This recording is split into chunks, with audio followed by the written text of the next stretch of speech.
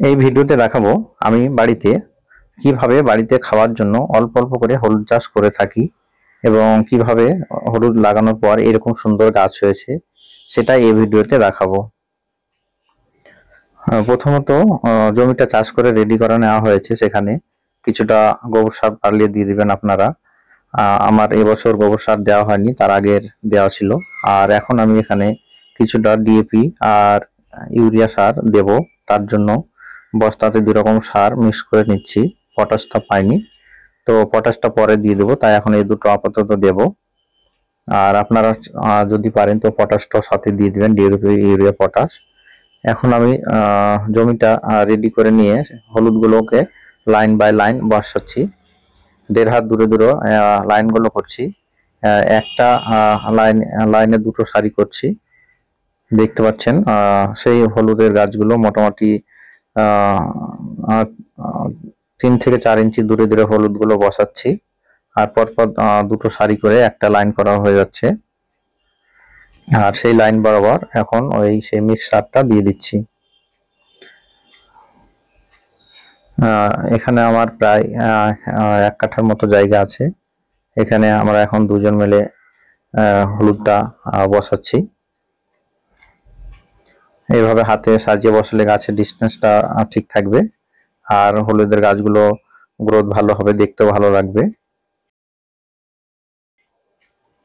আপনারা এগুলো চাইলে একটা করে সারিও করতে পারেন, কিন্তু আমরা দুটো করে এভাবে বসিয়ে থাকি। দেখতে পাচ্ছেন মাটিটা কতটা সফট আছে। তো আপনারা এইভাবে যদি 1.5 হাত দূর দূর লাইনগুলো করেন, সেক্ষেত্রে পরে গাছের গোড়ায় মাটি দিতে বা নিড়ানি সার দিতে সুবিধা হবে। তাই আমি একটু দূরে দূরে লাগিয়েছি। অনেকে কাছাকাছি চাষ করে থাকে। এখানে এর আগেবার হলুদ লাগিয়েছিলাম, এবার সেকেন্ড টাইম লাগাচ্ছি। একই জমিতে খেয়াল রাখতে হবে যেন দুবারে বেশি হলুদ না লাগানো হয়। দুবারে বেশি হলুদ ভালো ফলন হয় না। দেখতে পাচ্ছেন হলুদগুলোতে এখন একদিক থেকে মাটি দেওয়া কমপ্লিটের মধ্যে মাটি দেওয়া হচ্ছে, আর একটা লাইন বাকি আছে। এই হলুদটা এখন লাগানো হচ্ছে এপ্রিল মাসের দিকে। যেহেতু এপ্রিল মাসে খরা, তাই এখনো মাটি শুকনো আছে। মাটি নরম থাকলে মার্চ বা এপ্রিলে লাগাতে পারেন, কিন্তু আমি খরার জন্য দেরি করে লাগাচ্ছি। রস থাকলে তাড়াতাড়ি বেরোবে, না হলে কিন্তু গাছ বেরোতে দেরি হবে।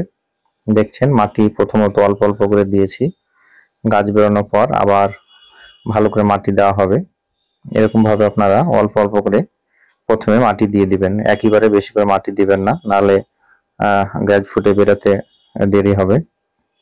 আর এটা দেখতে পাচ্ছেন প্রায় 20 থেকে 25 দিন পর বৃষ্টি হয়েছে, তাই ভিজে গেছে আর ঘাস হতে শুরু হয়ে গেছে। দেখতে পাচ্ছেন এখন যেহেতু বৃষ্টি পেয়েছে, তাই গাছগুলো সব বেরোতে শুরু হয়ে যাবে, ঘাসগুলো বেরোচ্ছে। সেক্ষেত্রে 2-1টা হলুদ গাছও বেরোতে লেগেছে। রস না পেলে হলুদ গাছ বেরোয় না। দেখতে পাচ্ছেন এই যে 2-1টা গাছ বেরোচ্ছে। আপনারা চাইলে এখনো হলুদ যারা লাগাননি, তারা যদি লাগাতে চান তাহলে এখনো হলুদ লাগাতে পারেন। এটা বর্ষা পর্যন্ত হলুদ বসানো যায়। প্রথমে বসালে গাছের গ্রোথ ভালো হয়, কিন্তু বর্ষাকাল পর্যন্ত বসানোই যায় হলুদটা। গাছ গ্রোথ মোটামুটি হবে, ফলনও হবে। সেক্ষেত্রে চিন্তা করার কোনো কারণ নেই। আমরা আগে বসালেও গাছে যেহেতু রস ছিল না মাটিতে, তাই গাছগুলো বেরোতে দেরি হয়েছে। কিন্তু আপনারা যদি এখনো বসান, এখনো হলুদ বসানো যাবে। এটা মার্চ, এপ্রিল, মে, জুন পর্যন্ত বসানো যায়। তো দেখছেন 2-4টা করে সবগুলো লাইনে গাছ বেরোচ্ছে আর ঘাস হতে লেগেছে। আর একটু বড় হয়ে যাওয়ার পর ঘাসগুলোকে নিড়ানি দিয়ে উঠিয়ে দেব। হলুদে সাধারণত 2টো নিড়ানি দিলে হয়ে যায়। দেখতে পাচ্ছেন গাছগুলো ফুটে বেরোচ্ছে হলুদগুলো। এখন নিড়ানি দেওয়া যাবে না, নাহলে গাছগুলো ভেঙে যাবে, বুঝতে পারা যাবে না, কেটে যাওয়ার চান্স থাকবে। তাই একটু বড় হবে তখন এগুলোকে আবার নিড়ানি দেব। আপনাদের যে জায়গা আছে তারা যদি এভাবে বাড়িতে অল্প অল্প করে হলুদ লাগিয়ে থাকেন, তা দেখবেন যে সারা বছর বাড়ি হলুদ খেতে পারবেন অরিজিনাল। আর হলুদে সেরকম পরিচর্যার প্রয়োজন পড়ে না। হলুদ সাধারণত ছায়াযুক্ত জায়গা তো হতে পারে। আর এটা দেখতে পাচ্ছেন তার 10 দিন পরেই বৃষ্টির জন্য দেখছেন গাছগুলো বড় হয়েছে, হলুদ গাছগুলো, আর ঘাসগুলো জমকে গেছে, অনেকটা ঘিরে নিয়েছে। দেখতে পাচ্ছেন লাইনগুলো পুরো সবুজ হয়ে গেছে। এই অবস্থায় নিড়ানি দিতে হবে, নাহলে হলুদ গাছের গ্রোথ ভালো হবে না। আর যেগুলো সার দেওয়া আছে ঘাসেই টেনে নেবে, সেই ক্ষেত্রে গাছের গ্রোথ ভালো হবে না। তাই এই পর্যায়ে এখন একবার নিড়ানি দিয়ে দিতে হবে, তাহলে হলুদ গাছের গ্রোথ ভালো হবে। দেখতে পাচ্ছেন একদিক থেকে নিড়ানি দিতে শুরু করেছি, দুটো সারি হয়ে গেছে, দুটো লাইন। এখন একে একে এইভাবে প্রতিটা লাইনের ঘাসগুলোকে নিড়ানি দিয়ে দেব। বাড়িতে যেহেতু চাষ করা হয়, তাই অল্প অল্প করে যখন ফাঁকা পাই তখন ঘাসগুলোকে নিড়ানি দেওয়া হয়। দেখছেন এটা 2 দিন হয়ে গেল, তাই ঘাসগুলো মরে গেছে। এভাবে ধীরে ধীরে সবগুলো গাছ নিড়ানি দিয়ে পরিষ্কার করে নিতে হবে। আর এখন সার দেব না, গাছগুলো যখন আর একটু বড় হবে বা 2-1টা গাছ বেরোতে বাকি আছে, তখন ঘাস আরেকবার নিড়ানি দিয়ে সারযুক্ত সার দিয়ে দেব, ইউরিয়া, পটাশ। তারপর মাটি চাপা দিয়ে দেব।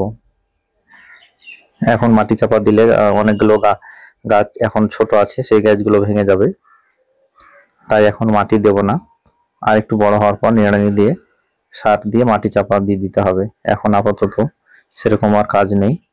এইভাবে আপনারা বাড়িতে খুব সহজ পদ্ধতিতে হলুদ চাষ করতে পারেন।